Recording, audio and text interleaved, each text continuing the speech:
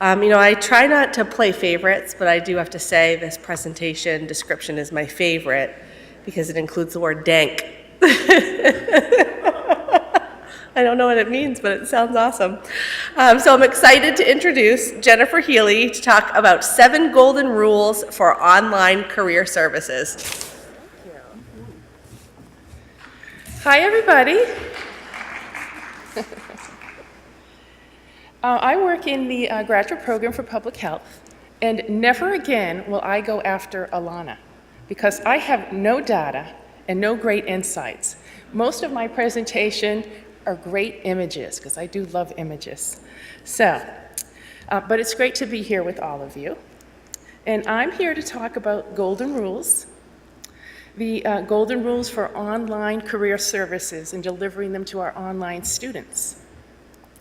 There are 7 of them, plus 1, kind of an odd one. I wasn't quite sure how to fit in, but I decided to call it the plus 1.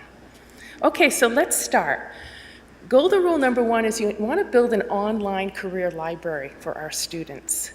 Now, this may look like my desk on a Friday afternoon, but the online library is actually very orderly and very easy to navigate, thanks to our brand marketing team. Having an online library is open 24 hours a day, and that's really important for our online students. No matter where they are, no matter what time of the night, they say, "Got to check out those career tips." Or no matter who they're hanging out with their best friend on a Saturday afternoon, they can dial up and get onto the career library. Golden rule number 2, there should be a boatload of resources on that career library. And I'm currently building those resources, but I've tried to put many up to date. And I've tried to organize them into series. So there's the writing series, the interview series, the networking series, and soon to be the professional preparation series.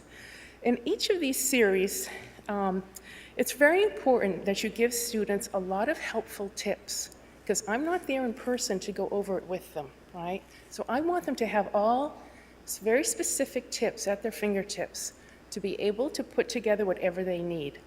So here's an example of some of the tips that are on the career library. Very specific. This is a chronological resume. Because I'm not there to go over it with them in detail, I want them to know all the specifics. Section by section, right, on the library, you can go through.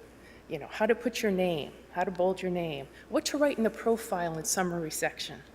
How do you build your education section, right? The education right now is the big news. Students getting a master's degree or an undergraduate degree, that goes right up front. Any professional certifications, right? Any awards and so forth. When to put a GPA on, when to maybe pass on the GPA. Section by section, how to build your experience, how to write accomplishment statements, how to use data on your resume for impact, to show that employers that you're a doer and you get things done. So all of these tips become important. In addition to having templates filled with different these tips for students, put together some narrated videos, some how-tos. Now, this student is obviously riveted listening to my presentations. All he needs is his headphones. But don't think for a minute that he's going to be, making popcorn and making a latte, sitting down to watch the videos. Not the case. They're not looking for a stroll in the park. When you go online for information, you really want to have it available for them. Get the information to them really quickly. So these PowerPoints and presentations, 5 minutes, 10 minutes, 15 minutes, along with the different templates that you can offer your students, that's probably the best way to go. And so online, I will try and put information, in 4 easy steps. Build your resume. Learn how to network with 3 tips, right? Really quickly, get them the information that they need at that right time. Okay, golden rule number 3 is you need to market the resources. And fortunately, I'm able to work with our tactical marketing individual, Carly, and she's helped me quite a bit. We market the library and other things that we're doing in careers by email with links directly to the material. We include it in our monthly newsletter. Recently, and for the month of November, I put together a short presentation, audio presentation on networking, and she's helping me get that out to students as well. We want to reach the masses as best we can, right? So that they can have the information they need in their own home to kind of build whatever tools that they need. That said, really important, number 4, career services needs to have a very high touch with students. They want individualized attention, and I want to be there for them. So I want to help make it very customized for them. And the way we do that is we offer one-on-one counseling sessions. And so students can very easily go onto the 24/7 library, and they'll see an easy link here on how to contact myself or Carol, my other partner in career counseling. Oftentimes, I'll meet with them by phone or through Skype, whatever the student prefers. You never know who's on the other side of that phone line. Sometimes we meet a student who's ready to go, right? And I'm one chasing them. Don't forget to put this on your resume. And other times you'll meet students who are really in the self-reflective stage, trying to figure out what they want to do, learning more about how they might fit into their new career path.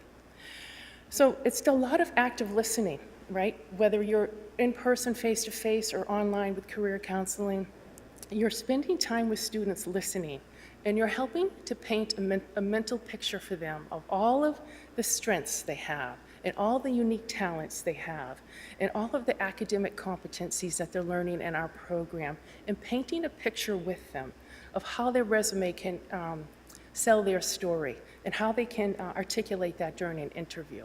I also really like to use visuals with students. So I will send them examples. I'll send them, sometimes I'll take a stab of their resume before I meet with them. So we have a visual that we're sharing together, and we go through it. And it's a really nice way for them to be able to feel very included in what the next stage is on their resume or so forth. Golden rule number 5 is I get feedback. Created surveys with the help of our director of assessment here, asking them, how did the session go? Did they feel listened to? And really important question is, how do they feel about taking their next steps? I really want to know that. And if we get feedback where they're still not sure about their next steps, then I'll know I need to spend more time going through that with them during the phone conversation. Now, probably all of us appreciate being a support person for our students, especially during a time when they're looking for a job or trying to find a practicum. It's really great to give them a lot of positive energy, positive feedback. You got this, you can make this happen. But during my probably 9 months or so here now, talking to students, I realized that when you're online, you're missing out on really important voices, the voices of other students.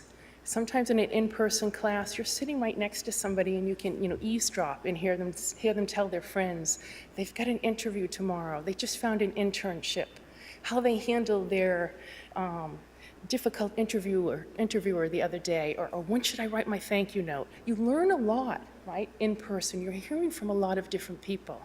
And I realized as nice as it is for me to be able to help them, I wanted them to hear other voices, people who are in the exact same shoes as them. I remember when I was a student, people who I was in class with, you look to them, right? You look to them for advice, you look to them for connections, and it becomes really important. And so I wanted to involve peers in the service. And for a short time in life, they're on the same path. They may be nothing like each other, but for that moment in time, or that year in time, it becomes very important. So I decided to introduce peer-to-peer career motivation coaching. And I've just launched this, and I'm really excited about it. I found a great partner, one of our student leaders here. I heard him talk, and I thought, this is somebody who has something to say to our students, very positive and very inclusive.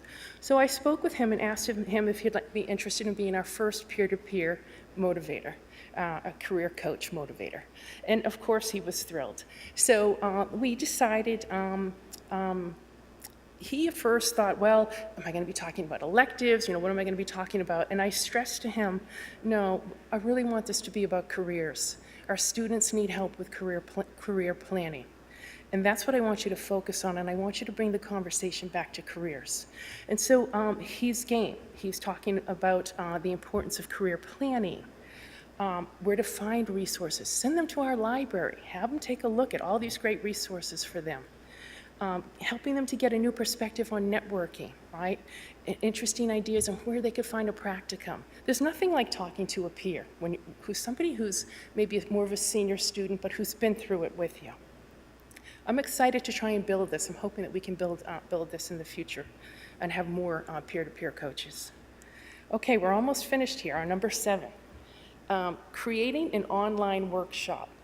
Now, there's about 20 students in each workshop, and it's 4 weeks. It's called the Professional Preparation Workshop.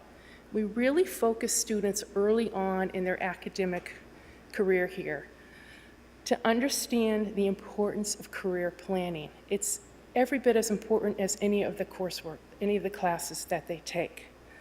What I like about this workshop, it's 4 weeks. It's not a huge time commitment. I put the students, it's about 20 students, I put them into smaller groups, so there's probably 6 or 7 students in each group. And so they have a career community, which is what I really want to build here. And they're able to share, experiences. Talk a lot about the importance of career planning early. Talk about, when you're an online student, you do a lot of writing. All the discussion boards, you're writing, right? And so I say, let's take some time together to learn, to take time out to do a self-introduction, verbal self-introduction, so that when you meet with other professionals, you're prepared. You've got that elevator pitch in your back pocket. We all build resumes. They all post them, and they learn from each other. But I also feel that the resume during this workshop is an area where I can bring that high touch, right, that customization, where I can really try and help them present themselves the best way that we can. And it's so important so they can get a great practicum experience.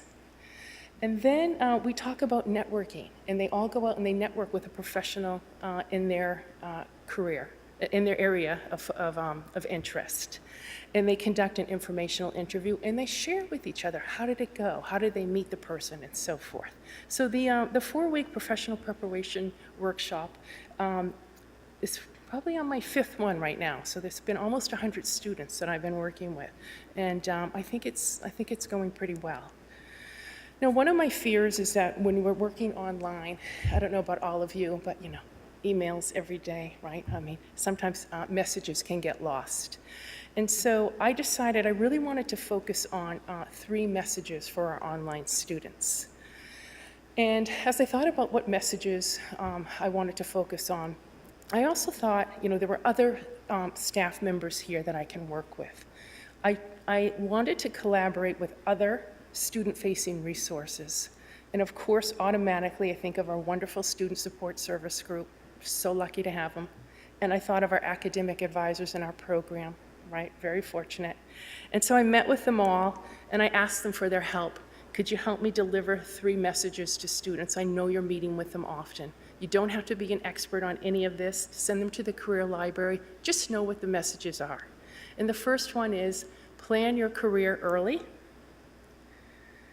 Build your resume while you're in school. Find a good practicum. Find a good internship. Volunteer in your area of interest. If you're already working in the field, take on extra special projects. Get exposure to as much as you can while you're a student. Make yourself more marketable by the time you graduate. And the third one is to network. And this is the one where everybody says, oh no, I'm not going to network. This is just way too scary, all right? Because it does take you out of your comfort zone. And this is the final 7+1 golden rule. We need to reframe networking with our students because it's so important. Now, most people would say, it's just inauthentic. You're using people, right? And it's climbing the corporate ladder.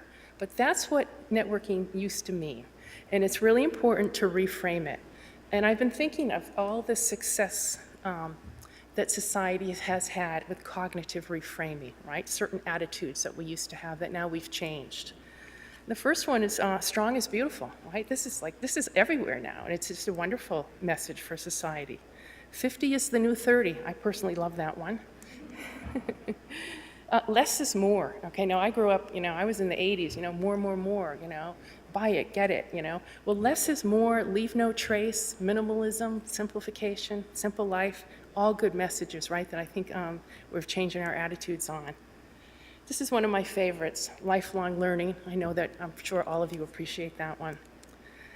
And again, for cognitive reframing, life can give us many things that we have to deal with that we never expected, but it's all about your attitude, and it's all about conquering it as best as you can and being resilient. And the final one is good things take time. Instant oatmeal is instant oatmeal. I'll take this homemade bread any day. So when it comes to networking, I stress to students that it's really about listening and talking to people, developing relationships about common interests and experiences. There's nothing inauthentic about that. And in this world, you can do it by phone. You can meet somebody in their office or in their workplace cafeteria, absolutely. But you know what? A lot of people, the folks that the students are reaching out to, they prefer a phone call. And you can network with somebody on the phone, and it can go really well. You're doing it to build your professional community, right? That's why students really need to embrace networking. They get to know people as an individual, right? And the people get to know you, right? You make a good impression. And suddenly they're recommending you or letting you know that there's a job at their organization or a great internship that they heard of, right? Professionals like to help students, new alums, people on the path. If I haven't convinced a student yet about networking, 15% of available jobs are advertised on company web pages and other resources, and we certainly can't afford to take our eyes off those job boards, very important. But 85% are found through word of mouth, which is networking. Now, my niece would tell me, no, that's pretty goat. Or, oh, it's really adulting, I have to go meet a professional and I have to dress up. Or it's really Gucci. And so all this millennial slang to me is just hilarious. But I don't know whatever you want to call it, but I think it's just a really important career tool. And when you think about who makes up your network, a lot of great people, certainly your co-students, but the people you don't know yet. And one of my coworkers suggested I read this great article, The Strength of Weak Ties. And there's a lot of research behind it, so it's very credible. But basically, it's the new connections that you meet that are going to take you to a whole new place in your career.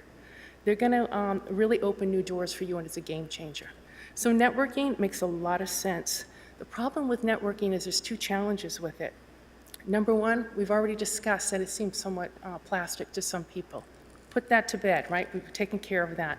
But the next one is if you're a job seeker or if you're looking for a practicum, you want it right now, right? It's all about speed, and I want it. And unfortunately, that's not how it works. It's really about planting seeds for the future, and these things do take time, but it's certainly worth the investment. So those are 7+1. Oh, let me finish this off. How can an online student start networking? Really quickly, which is good news. They simply send them to the library, 3 easy steps to network. Okay, so a lot of people to thank here, but mostly I'm just going to give a blanket thanks to the entire online college. I've met some great professionals here. I've learned a ton, and to all our online students for entrusting us. It's just really a great place to be. Thank you.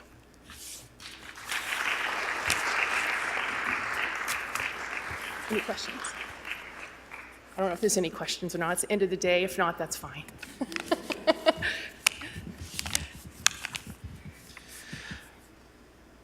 This is amazing and really great stuff. So my question for you is, what has surprised you the most in your work so far working with the public health students and alumni? What surprised me the most? Yeah, gosh. What I'm surprised with is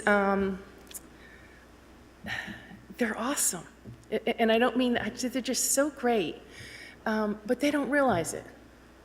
And so I find that I spend a lot of time talking to students about their story and what they have. The workforce needs all kinds of skills and all kinds of people.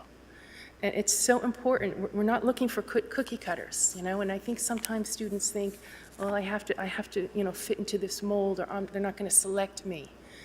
No, not the case at all. You find what you have to say and how you shine, you know, and you sell that. And so that's something that, I don't know if it surprised me the most, but I find myself working on that a lot. Yeah. And another thing is, I'm surprised that I work with so many career changers. I just hadn't expected that coming into the program. There are so many career changers, and that to me is really exciting. I'm a career changer. I've had 3-4 careers, you know, so this is a good role for me. So I can totally understand where they're coming from. But like, you know, our dean had said during her presentation, that's what it's all about, right? People are reinventing themselves and trying new things, and that's the way it should be. It's no longer 30 years in one job, thank goodness. I couldn't have survived that.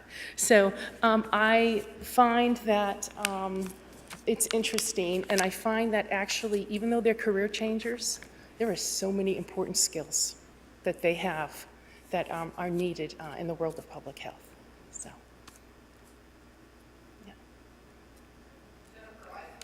Reframe Networking Oh, yeah. to making new friends. Oh, I love it. Yeah. So as I said, we talk about making new friends, and especially when students are looking for a practicum in their own large organization. Yeah. I say go invite someone out for coffee. Yeah. I think that's excellent. Yeah. Really good advice. So that's the first thing I do. Secondly, I really appreciate your call out to Bert and the boundary spanning and Friends of Friends mindset. Because I tell people, start up a conversation in the grocery line at the bank, if you bank in person anymore, but to really make an effort to reach out to your friends of friends. Yeah. And it's amazing what happens. I think I've gotten my last 4 jobs out of networks. Yeah, it totally works. Yeah. Very good. Thank you. Anything else? Okay. Thanks, everybody.